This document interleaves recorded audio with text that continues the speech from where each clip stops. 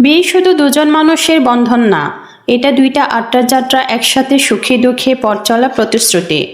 কিন্তু আজকাল দেখা যায় অনেক বিয়ে শুরু হয় ভালোবাসা দিয়ে, শেষ হয় দূরত্ব দিয়ে। কেন জানো? কারণ আমরা অনেকেই সম্পর্কে যত্ন নেওয়া ভুলে যাই। বিয়ে হয়ে দুদিন যেতে না যেতেই ডিভোর্স হয়ে যাচ্ছে। কারো কারো বিয়ে নষ্ট পরিবারের কারণে, আবার কারো কারো বিয়ে নষ্ট হয় সম্পর্ক চরিত্র খারাপ হওয়ার কারণে। বর্তমানে ডিভোর্সের সংখ্যা বেড়ে যাচ্ছে। কেন এই সমস্যা হচ্ছে জানো? কারণ আমরা একে অপরকে বুঝতে চাই না, বোঝাপড়া আমাদের মাঝে নেই। তাই এই সমস্যা থেকে কিভাবে মুক্তি পাবে, কিভাবে মৃত্যু আগ পর্যন্ত সুখী দাম্পত্য হয়ে থাকবে, আজকে আমি তোমাদের জন্য নিয়ে আসছি 5টি আলোচনা। যদি এই 5টি নিয়ম মেনে চলো, অবশ্যই সুখী দাম্পত্য হিসেবে থাকতে পারবে। 1. প্রতিদিন ছোট একটা ধন্যবাদ দাও। ভালোবাসা শুধু বড় বড় উপহার দিয়ে হয় না, বরং ছোট ছোট কৃতজ্ঞতায় বেঁচে থাকে। যখন তোমার স্ত্রী রান্না করে, সে রান্না স্বাদ হোক বা না হোক, অবশ্যই ধন্যবাদ দিতে হবে। কারণ স্ত্রী ঘরে স্ত্রী ঘরে থাকার কারণে তার রান্নার দ্বারা সবার উপকৃত হচ্ছে। আর স্বামী যদি বাইরে কাজ করে ঘরে ফিরে ক্লান্ত হয়ে, তাহলে বলতে হবে ধন্যবাদ, কেমন আছো। এই ছোট ছোট শব্দগুলো সম্পর্ককে আরো মজবুত করে।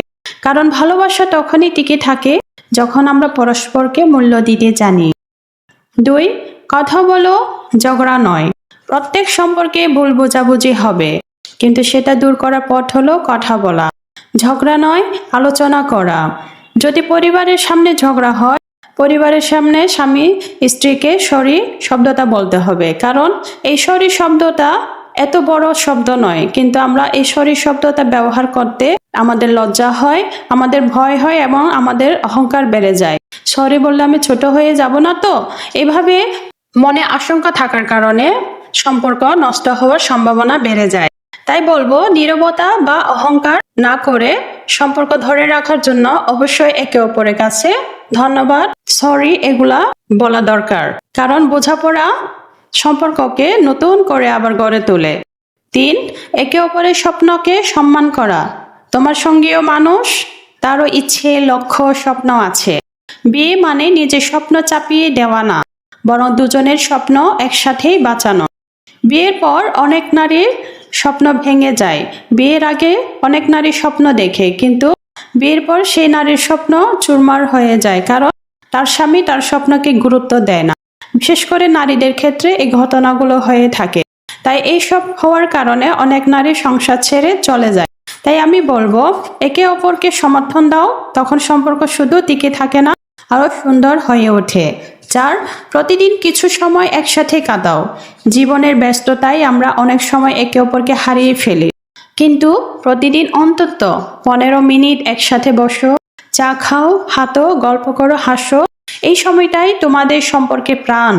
আমরা যারা বাইরে চাকরি করি, বাইরের অফিস কলিগদের সাথে ঘুরতে যাই, পার্টি করে, আড্ডা দিই, স্বামী স্ত্রী দুজন দুজনের সাথে যদি এই কাজগুলো করে, তাহলে স্বামী স্ত্রী সম্পর্ক মৃত্যু আগ পর্যন্ত সুখে থাকবে।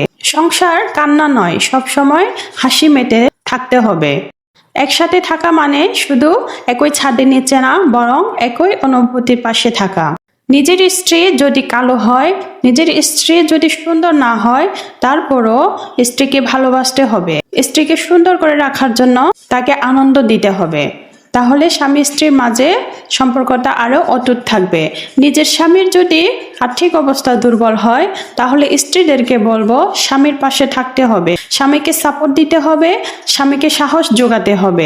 তাহলে দুজনের সম্পর্ক মৃত্যু আগ পর্যন্ত যুগ যুগ ধরে টিকে থাকবে। 5. একে অপরকে ক্ষমা করতে শিখো। কেউই নিখুঁত না, ভুল হবেই, কিন্তু ক্ষমা হলো সম্পর্কে সবচেয়ে শক্তিশালী ওষুধ। যে ক্ষমা করতে জানে সে নিজের মনেও শান্তি পায়, আর সম্পর্কেও আলো আসে। ক্ষমা মানে ভুলে যাওয়া না, বরং নতুন করে শুরু করা। বিয়ে মানে কাগজের স্বাক্ষর না, এটা একে অপরের জীবনে দায়িত্ব নেওয়া। কাগজের স্বাক্ষর বড় না, আসল হচ্ছে একে অপরকে সম্মান, মূল্য, ভালোবাসা দেওয়া। তাই আজ থেকে দাম্পত্য জীবন সুখী রাখার জন্য লজ্জা নয়, অহংকার নয়, একে অপরকে সম্মান ও ভালোবাসতে হবে। এই 5টা অভ্যাস যদি ধরে রাখো, তাহলে শুধু সম্পর্ক না, জীবনটাই হবে শান্তির আশ্রয়।